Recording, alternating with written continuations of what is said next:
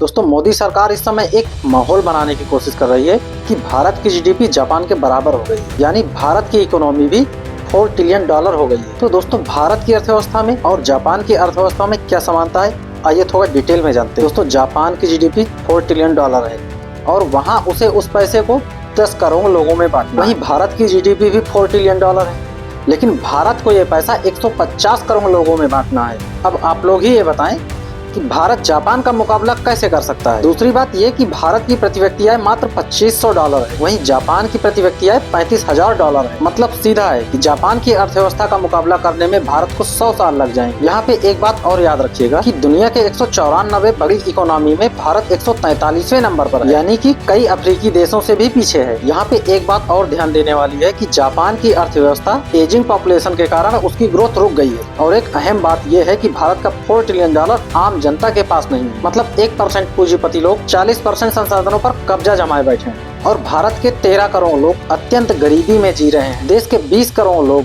रोज भूखे पेट सोने के लिए मजबूर हैं और 45 करोड़ लोग बेरोजगार घरों में बैठे हैं और देश के 80 करोड़ लोग 5 किलो सरकारी राशन पर जीने के लिए मजबूर हैं। मतलब कि भारत में अमीर और अमीर होता जा रहा है और गरीब और ही गरीब होता जा रहा है। तो अब आप ही लोग बताइए कि जापान के नाम पर झांसा नहीं तो फिर और क्या है।